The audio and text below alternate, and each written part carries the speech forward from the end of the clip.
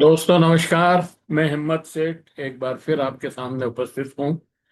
दोस्तों पिछले 5-6 साल से, बल्कि उससे भी ज्यादा समय से किसान लगातार संघर्ष कर रहा है, लेकिन उसकी बातें नहीं सुनी जा रही। हाँ, ये बात सही है कि उन्होंने जब दिल्ली के सीमाओं पर 13 साल 13 महीने का संघर्ष किया था, धरना लगाया था और प्रदर्शन किया था और सब तरह के दुख झेले थे, कष्ट झेले थे, संकट में फंसे थे।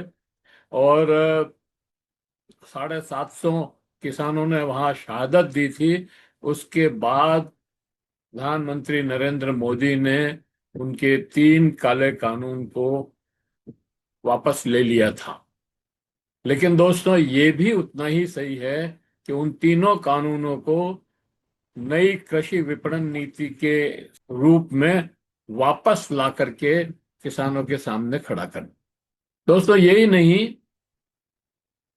एमएसपी की बात काफी सालों से चल रही है और एमएसपी स्वामीनाथन कमीशन के आधार पर C+50% का जो फॉर्मूला है, उसके आधार पर देनी चाहिए।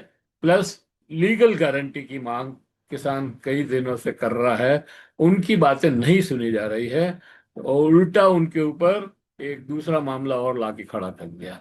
एक तो बिजली बिल का मामला चल ही रहा है, 2025 बिल 20 बिल के नाम से वो और एक परेशानी खड़ी कर दी है। तो दोस्तों आज हम बीज बिल की बात करेंगे और समझेंगे। हालांकि ये बड़ा छोटा मुद्दा है, लेकिन इस ये किसानों की आजादी से जुड़ा हुआ मुद्दा है। सरकार अगर ये कानून लाती है तो किसान अपनी आजादी खो देगा, ऐसा हमको लगता है। सरकार कहती है इससे नकली बीज खत्म हो जाएंगे, गुणवत्ता बढ़ेगी और किसान को सही जानकारी मिलेगी। सुनने में ये सब अच्छा लगता है, लेकिन सवाल है क्या कहानी इतनी सी ही है? हर बीज का रजिस्ट्रेशन होगा, हर पैकेट पर क्यूआर कोड होगा, खराब बीज बेचने पर भारी जुर्माना होगा। ये सब सरकार कह रही है इस बिल का है। मतलब किसान को ठगा नहीं जाएगा, सही बीज मिलेगा। ये एक सकारात्मक कदम लगता है, लेकिन अब असली चिंता है इस बिल में बीज को रजिस्ट्रेशन और नियमों में बांधा जा रहा है। हर बीज का रजिस्ट्रेशन होगा, हर साल कराना पड़ेगा। क्या किसान अपने ही बीज पर निर्भर रह पाएगा? सवाल ये उठ रहा है, बड़ा सवाल ये है कि किसान क्या अपने संरक्षित बीज, अपनी फसल का जो संरक्षित बीज है उस पर निर्भर रहेगा या इन रजिस्टर्ड बीजों को खरीदना पड़ेगा? हर साल नया बीज खरीदना पड़ेगा, हर साल कंपनी से खरीदने की मजबूरी होगी। आज जो देसी बीज किसान बचाता है, कल वो अनरजिस्टर्ड हो जाएगा। तो फिर खतरा तो बढ़ गया ना। उस सबसे बड़ा खतरा कॉरपोरेट कंट्रोल का है।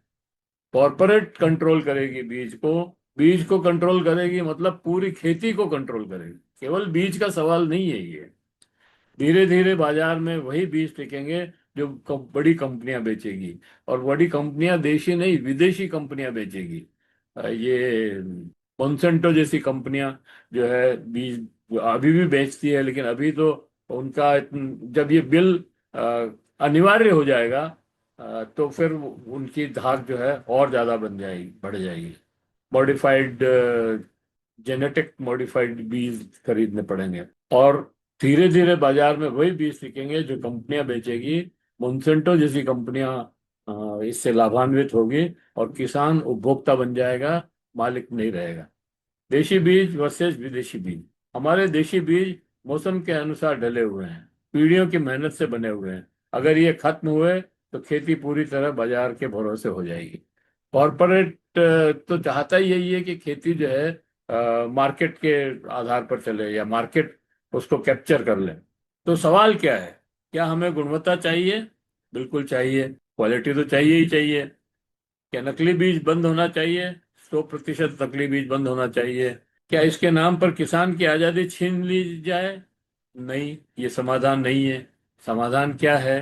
देशी बीज बैंक बढ़ाया जाए, देशी बीज बैंक को बढ़ावा, किसान को बीज बचाने की कानूनी गारंटी, कंपनियों पर नियंत्रण, किसानों पर नहीं, खराब बीज पर सीधा मुआवजा कानून, और जो चाहे वो खरीदे, हर साल नया खरीदने की जरूरत क्यों? हमारा अगर बीज 3 साल तक का हम भी उससे फसल ले सकते हैं तो फसल लेंगे। अगर आपको लगता है कि खेती बचानी है, किसान की आज़ादी बचानी है, तो इस मुद्दे पर आवाज उठाइए, और इस वीडियो को ज़्यादा से ज़्यादा शेयर कीजिए, ताकि अधिक से अधिक किसानों को ये मालूम हो सके कि आपकी आज़ादी खतरे में है। अगर ये बिल पास हो गया तो किसान की आज़ादी छिन जाएगी, इसमें कोई दो राय नहीं है। आपको कैसा लगा वीडियो? अच्छा लगा हो तो लाइक करें, फॉरवर्ड करें, और लोगों को भेजें। और अगर आपने अभी तक भी हमारी यूट्यूब चैनल महावीर समता संदेश को सब्सक्राइब न किया है तो सब्सक्राइब कर लें, बेल आइकन दबाना न भूलें। जय हिंद, भारत जय भारत।